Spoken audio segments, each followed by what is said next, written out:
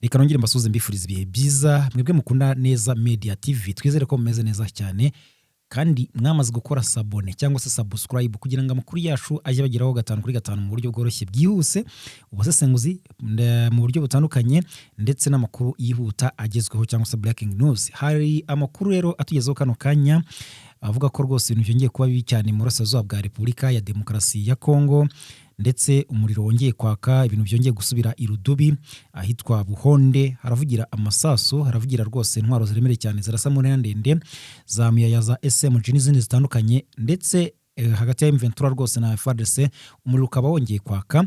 Ni hakozwe operation ikomeye na M23, ndaza kukubwira uko byagenze nuko yakozwe, mubwire ibiri kubera muri Kivu y'Amajyepfo n'ubundi bindi bice bya za Minembwe, naho rero ni za Gakenke na Mikenke naho rwambikanye cyangwa se umuriro wongeye kwaka, drone zabaye drone. FARDC yagabye igitero kidasanzwe, ni igitero gikomeye cyane rwose. Icyo gitero cyari kirimo Wazalendo, kirimo FDLR, kirimo Abarundi, kirimo P5, bose hamwe uko bakabaye bagabye igitero kuri M23 mu mirwano yo hasi niyo mu kirere. Byagenze bite? M23 byitobayemo ite? Bikagendana n'itangazo AFCM 23 yashyize ahagaragara, ndetse n'amakuru avugwa ku gihugu cy'u Burundi ndayakugezaho kuri Perezida Evariste Ndayishimiye birasa naho byamukomeranye. Aho ngaho amakuru murabizi ko habaye amatora, ndetse ejo agendanye n'ishyaka CNDD-FDD Ndayishimiye yongera kugirirwa icyizere, ariko kandi hari amakuru yatunguranye. Uburundi bwongeye kwakira izindi ntwaro zituruka mu gihugu cy'Ububiligi. Biteye bite? Zingana iki? Byose ndabikugezaho muri aya makuru, wene gusa ntuze kujya kure. Ni nyuma yuko nyine ejo bundi mwarabyumvaga tuvuga inkuru z'uko Burundi bushaka kwakira intwaro zitutse mu gihugu cy'Ububiligi, ndetse ku ikubitiro ritabwakira zigera muri 500, bitangazwa ko hazakirwa izindi. Aho Maxime Prévost aza guhakana, ni minisitiri mu Bubiligi, avuga ko ibyo kuba igihugu cy'u Burundi intwaro atari byo. Ibyo byose bigenda bivugwa, ariko kandi hakaba amakuru agaragaza ko bongeye kwakira izindi ntwaro. Ndabikugezaho byose nkubwire n'imvo n'imvano yabyo. Abanyapolitike muri Repubulika Demokarasi ya Kongo bahagurukiye Tshisekedi, bari gukubita urutoki ku rundi, ntabwo nawe ari gusinzira. Ndakubwira uko ibintu bimeze, hanyuma tuze kujya mu yandi makuru yerekeranye n'ubundi n'amabuye y'agaciro muri Repubulika Demokarasi ya Kongo. Hari amabuye agenzurwa na M23 cyangwa se ibirombe bigenzurwa na M23, murabizi nka Rubaya ifite ibirenga 20% by'amabuye ya koruta acukurwa ku isi yose. Ariko ejo bundi mwagiye mwumva cyangwa se twumva Leta z'Ubumwe za Amerika ziza mu bufatanye na Repubulika Demokarasi ya Kongo mu hantu bagomba kuzacukura harimo na Rubaya. Ariko byongeye kuba hongeye kuzamo ikindi kintu Leta ya Kinshasa yatangaje ku bigendanye n'amabuye y'agaciro muri rusange. Byose ndabigarukaho muri aya makuru. Tuze kurebera hamwe rero andi makuru avugwa muri politike zitandukanye hano muri aka karere. Ntimuze kujya kure, nitwa Isaac Neza, mbahaye ikaze kuri uyu muyoboro. Kora subscribe, kora kanda like, kanda share, ubundi duhe comments, dukomeze kugenda twaguka kandi ni byiza cyane. Reka twinjire muri aya makuru rero, tuyahere kuyavugwa mu gihugu cy'u Burundi. Reka duhere hano rwose ahitwa Buhonde, hano hafi muri Uvira. Hongeye kumvikana umuriro w'amasasu. Ejo bundi za Mitamba, murabizi byahabereye M23 akoze operation ikomeye cyane, ihicira abasirikare benshi, ndetse hanafatwa amatekwa z'abazungu zigera kuri 2 cyangwa se abacanshuro.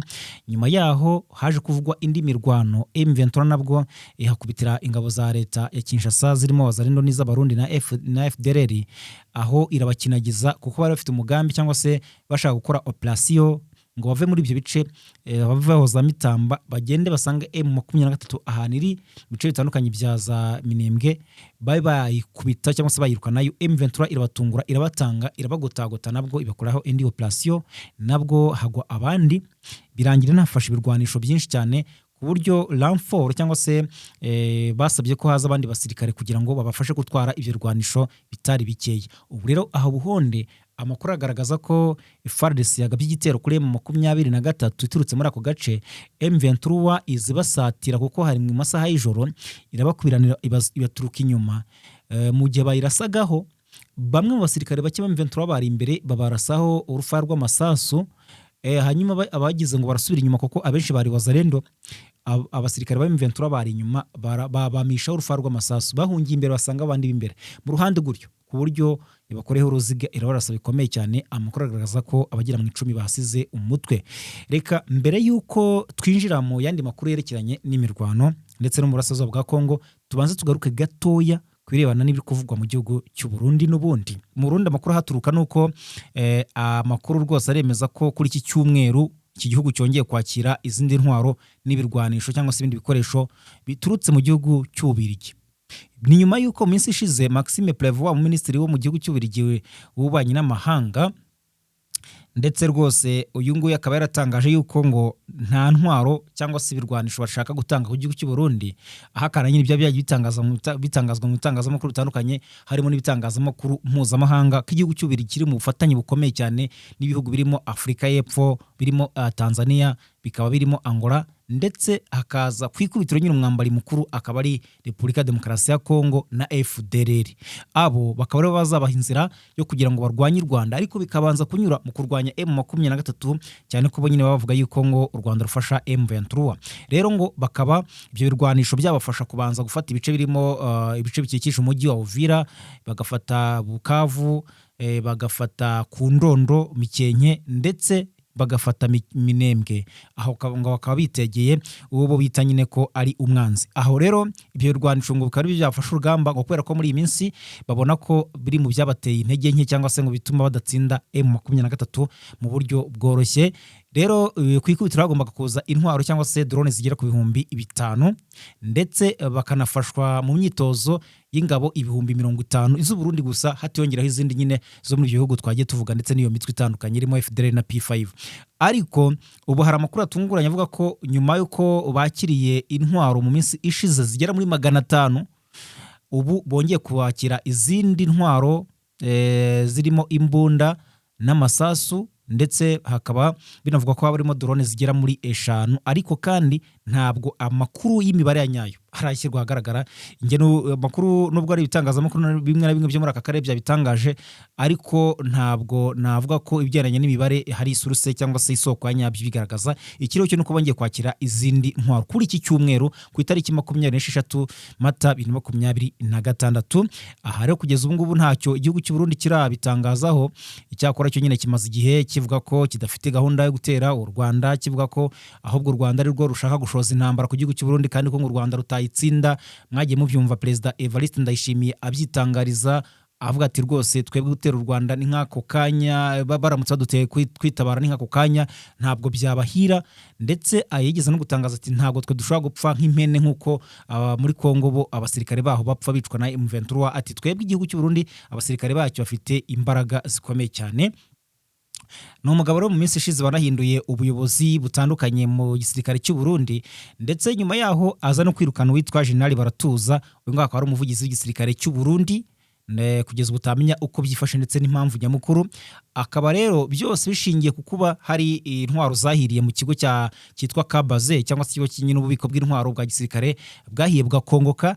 General Baratuza atangaza yuko byakozwe cyangwa se byaturutse ku muyaga nkuba cyangwa se umuriro w'amashanyarazi hariya mu kigo cya gisirikare. Ndayishimiye aza kumuvuguruza, atangaza yuko ibyabaye nta bihuriye n'umuriro w'amashanyarazi kubera ko mu kigo cya gisirikare cyangwa se mu bubiko bw'intwaro hatagera umuriro w'amashanyarazi, bityo ko ibi ngibi bikwiye gukorwaho iperereza ko ibyatangajwe na Baratuza atari byo. Bimera nkaho rero banyuranyije mu byo batangazaga. Nibwo twagiye gutungurwa twumva ngo na General Baratuza nawe yaba yabogojwe mu mabanga cyangwa se nyine yegujwe cyangwa se kamwe nkuko hariya inkuru zabitangaje mu by'ukuri. Ubu rero kugeza ubu ngubu byose biri aho ngaho, igisirikare kirimo guhubangana, harimo amakimbirane, harimo kutavuga rumwe bitewe na n'iri asanganya, ndetse ukumva ko nyine umwuka utanameze neza mu bijyanye na CNDD FDD cyangwa se rya shyaka riri ku butegetsi mu gihugu cy'u Burundi. Ahubwo reka dute tujya no kuri iyi nkuru n'ubundi mu gihe Burundi bukomeje kwegera amatora akomeye ya Perezida wa Repubulika hariya mu Burundi. Ni amatora ateganyijwe mu mwaka utaha wa 2027. Ishyaka riri ku butegetsi rya CNDD FDD ryamaze gutangaza ko ryongeye gutoranya perezida uriho Evariste Ndayishimiye Neva nk'umukandida waryo. Ibi rero bibaye mu gihe iki gihugu gikomeje guhura n'ibibazo by'imiyoborere, ubukungu ndetse n'iyubahirizwa n'uburenganzira bwa muntu kuva Burundi bubonye ubwigenge cyangwa se bwakikukira nk'uko ari ababivuga nyine kwigenga no kwikukira. kuva rero bwakikukira cyangwa se bwakigenga ni ukuvuga mu 1962 uzi ko baboneye ubwigenge rimwe no mu Rwanda, bwanyuze mu bihe bikomeye cyane birimo intambara z'amoko n'ihirikwa ry'ubutegetsi inshuro nyinshi. Jenoside n'intambara byagiye bibera muri aka karere. Kuva rero yafata ubutegetsi Perezida Evariste Ndayishimiye 2020, Ndayishimiye rwose yagiye agaragaza ibimenyetso byo gushaka gufungura igihugu cyari kimaze igihe gifunze, by'umwihariko mu mubano n'amahanga ndetse no mu itangazamakuru, ariko kandi birananirana bitewe n'uburyo iyi politiki ye itavuzweho rumwe, bigendanye no kuba yarakoranye cyane n'igihugu cya Repubulika Demokarasi ya Kongo, cyane cyane muri iyi ntambara bari guhanganamo na M23. Nyamara benshi mu bakuru b'ibihugu bakavuga ko bitari bikwiye ko Burundi bwivanga cyangwa se bwijandika muri iyi ntambara mu buryo budasobanutse cyangwa se butumvikana. Ni byinshi byagiye bivugwa kugeza ubu ngubu kuva Perezida Ndayishimiye yakongererwa kugirirwa icyizere agatorerwa kuba umukandida muri iri shyaka FDD. Harabo batavuga rumwe n'ubutegetsi bwe batangiye gukubita urutoki bavuga bati se ibi ngibi birashura iki ko uyu muyobozi tutamwemera, atemerwa nk'ukwiye kongera kuyobora igihugu cy'u Burundi, kuko bavuga ko yagisubije inyuma cyane mu bigendanye n'ubukungu, mu bigendanye na diplomasi, mu bigendanye na politike ndetse no mu bigendanye n'igisirikare kikaba cyarasuye inyuma ku buryo ubona ko gifite imbaraga nkeya. Aha rero bakavuga ko bigaragarira cyane mu byo nawe akunze gutangaza mu itangazamakuru no mu mbwirwaruhame ze cyangwa se disikuru, ko ziba zirimo ibintu ubona ko bitarimo ibyateza imbere igihugu cyane. Ibyo rero bikaba ari bitangazwa n'abatavuga rumwe n'ubutegetsi bwe hariya mu gihugu cy'u Burundi, cyane cyane nk'abagabo barimo ba Pacifique Ninahazwe bakunze gukora inkuru z'uburenganzira bwa muntu ndetse n'ubundi buhirimbanye bugendanye na politike muri rusange. Rero u Burundi buri mu nzira igoye ihuza ibyiringiro n'impungenge mu gihe amatora ya 2027 yegereje, amaso y'imbere mu gihugu ndetse n'ay'amahanga akazaba hanzwe kuri iki gihugu cy'u Burundi kugira ngo turebe uko ibintu bizaba byifashe. Reka mbabwire yuko muri Repubulika Demokarasi ya Kongo, umurasirazuba bw'iki gihugu, umuriro wongeye kwaka. Imirwano yabaye imirwano muri Kivu y'Amajyepfo mu bice bitandukanye. Rwose ni nkubwira ngo ubundi hari ahantu bita ku Ndondo, hari ahantu bita Mikenke, Gakenke, ahantu bita za Karingi, ahantu bita za Muramvya. Aho ngaho ni nkubwira ngo bakomeza kumvikana amasasu urufaye ko bwisha no ko bukeye, wumve ko ariko ibintu byifashe, kuko ntabwo ari naho gusa nandi hakikije cyane cyane nyine iminembwe. Aha FARDC ikomeza kugenda ihagaba ibitero umusubirizo, ukabona ko mu by'ukuri rero hari ikintu gikomeye cyane ishobora kuzaba muri iyi ntambara cyangwa se muri iyi mirwano, kuko M23 nayo ikomeza kugenda igira uburakari bukomeye cyane. Dore nk'ubu ngubu kuri iki cyumweru nyine umuyobozi bw'ihuriro rya Alliance Fleuve Congo AFC/M23 bwatangaje ko bwagabweho igitero ku munsi w'ejo rwose gikomeye cyane cy'ingabo za leta ya Kongo, FARDC n'abandi bafatanya. Ni ukuvuga nyine abarimo Wazalendo, abarimo FDLR, abarimo ingabo z'u Burundi FDNB P5, ndetse hakaba n'amakuru avuga ko muri iyi minsi muri Kivu y'Amajyepfo hanagaragaramo ingabo za Tanzania. Rero aba bagabye igitero karundura gikomeye cyane bifashishije drone mu bice bya Minembwe, by'umwihariko mu duce twa Gakenke, Mikenke n'utundi duce tuhakikije. Ariko ni nkubwira ngo Gakenke, Mikenke, aha hantu harugarijwe wa muntu we. Abaturage bahariya rwose, abanyamurenge bakomeza guhura n'ibibazo bikomeye cyane, ukabona ko ibi bintu bitoroshye na gatoya, nubwo M23 iri kugerageza kubasubiza inyuma mu buryo bukomeye cyane, ndetse hakagwa n'abazarendo n'aba FDL n'abarundi benshi. Ariko kandi ni ukuvuga ko ibitero bigabwa hariya na FARDC na drone zayo bishegesha cyane abanyamurenge. Rero amakuru yatangajwe n'umuvugizi wa M23 mu bya politiki, akaba ari Lawrence Kanyuka, yavuze ko ibyo bitero byamaze amasaha menshi, bikaba byibasiye cyane cyane ahatuwe n'abaturage benshi. Yashimangiye ko byakozwe hakoreshejwe drone za gisirikare zirimo izo yise kamikaze, nizo FARDC maze iminsi yifashisha, ariko hari n'igihe yifashisha izo mu bwoko bwa CH4, nubwo na M23 avuga ko nayo ngo izikoresha ngo zitwa za RTB2. Ahari Kanyuka yavuze ko bifashishije kamikazi ndetse n'izindi ndege zitagira approach, ntabwo ari kamikazi gusa nk'uko yabitangaje. Rero ihuriro rya AFC M23 rikavuga ko ibyo bikorwa ari ugukomeza kurenga ku masezerano y'agahenge yari yashyizweho mu rwego rw'ibiganiro by'amahoro, rikavuga ko bigaragaza ubushake buke bwa leta ya Kinshasa mu gukemura ikibazo mu buryo bwa diplomasi, ahubwo bagahitamo gukoresha amasasu kandi ko bitazabahira nk'uko Kanyuka yabitangaje. Rero aya ni mu gihe kandi amakuru aherutse gutangazwa n'ingabo za Repubulika Demokarasi ya Kongo nabo ngo bashinja AFC M23 kubagabaho ibitero mu duce dutandukanye two muri Kivu y'Amajyepfo. Icyakora andi makuru akavuga ko ari uruhande rwa leta rutangiza imirwano, igihe cyose ari rwo rutangiza imirwano cyangwa se ibitero. AFC M23 rero ikaba iyo igerageza kubisubiza cyangwa se kwirwanaho irengera n'abaturage hari muce by'Imurenge. Minembwe rero niho hibasirwa cyane n'utundi duce twa Kivu y'Amajyepfo, bikaba bikomeje kuba isibaniro ry'imirwano ihanganishije nyine impande zombi zitandukanye, ariko M23 ikaba itangaza ko izakomeza kwirwanaho inarengera abaturage b'abasivile. Nubwo rero Lawrence Kanyuka abitangaza gutya, amakuru aturuka imbere cyane ku mirongo y'urugamba agaragaza ko M23 hakubitiye cyane ingabo za leta ya Kinshasa n'abambari bazo, ndetse Wazalendo bagera muri 20 bahasiga umutwe. Amakuru agaragaza ko ari Wazalendo bagera muri 20, hakaba harimo n'abarundi 5 nkuko abakuru tugeraho abigaragaza, abandi 12 bakaba bakomeretse mu buryo bukomeye cyane nkuko amakuru tugeraho abivuga muri ibice bitandukanye. M23 ivuga ko yagabweho ibitero, ndetse amakuru avuga ko M23 twirwanaho bafashe intwaro zitari munsi ya 50, ndetse abasirikare cyangwa se abarwanyi bo ku ruhande rwa leta bahasiga imyambaro bahunga ya tekiniki cyangwa se ya bwa buryo bakoresha iyo urugamba rukomeye cyane. Bamwe cyane biganjemo FDLR bakuramo imyambaro bakirukanka bagera mu giturage cyangwa se mu gisivile bakambara imyenda ya gisivile bakiyoberanya kugira ngo nibura babe babona agahenge k'amasasu cyangwa se babe batakomeza kuraswaho n'abarwanyi ba M23. Nguko rero ku bintu byifashe kugeza ubu muri amasaha tubabwira iyi nkuru, nta mirwano iri kumvikana muri Kivu y'Amajyepfo. Icyakora cyo turakomeza kugenda dukurikirana tubabwira ko ibintu byifashe. Rero andi makuru ahari nuko umuyobozi wungirije w'ihuriro rya AFC M23 ushinzwe ubukungu n'imari, uyu akaba n'umuyobozi w'umutwe wa MRDP twirwaneho yitwa Frederick Niki Lukema, yasabye leta zunze ubumwe za Amerika guha agaciro uburenganzira bw'ikiremwamuntu muri Repubulika Demokarasi ya Kongo. Abati rwose mugerageze muha agaciro ikiremwamuntu muri Kongo. Kaniki yatanze ubutumwa mu gihe umuryango mpuzamahanga ntacyo ukora mu bitero ihuriro ry'ingabo za leta rikomeje kugaba mu bice bituwe cyane cyangwa se mu bice birimo abanyamurenge muri Kivu y'Amajyepfo, cyane muri komine ya Minembwe. Rero Kaniki yavuze ko uburenganzira bw'ibanze bw'ikiremwamuntu bwubahirizwa cyane muri Amerika hashingiwe ku itegeko nshinga, kandi kiri tegeko rirwanya leta iyo ari yo yose yashaka kuburengaho, bityo ko bakwiye no gutekereza kuri Kongo.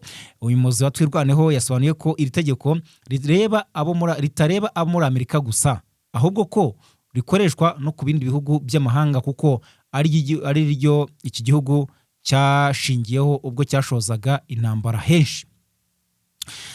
Hanyuma rero Kaniki agatangaza ko kubera amasezerano y'ubucukuzi bw'amabuye y'agaciro Amerika yagiranye na Kongo mu Kuboza 2025, yirengagije ingingo y'itegeko rirengera ikiremwamuntu mu bihugu byose, ishyira imbere cyane inyungu zayo.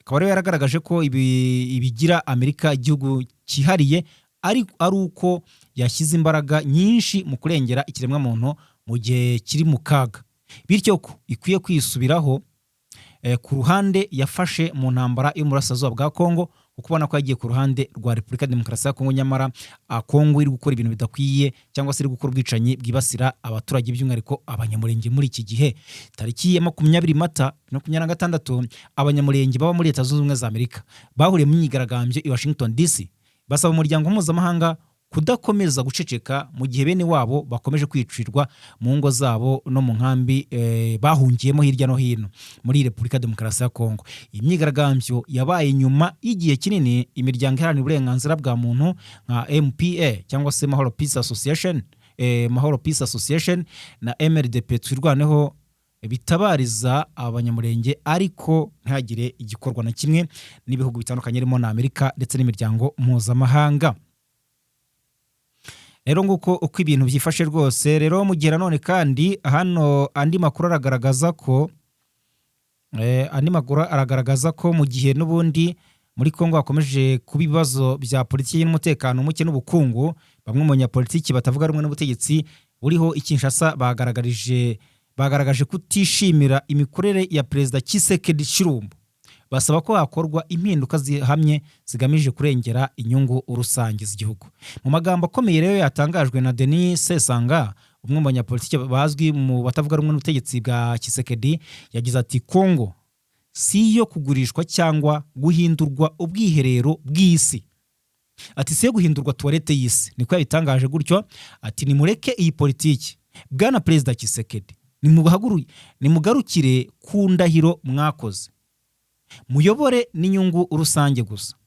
Mushyire imbere imbaraga zanyu zose mu kurinda ubwigenge bw'igihugu.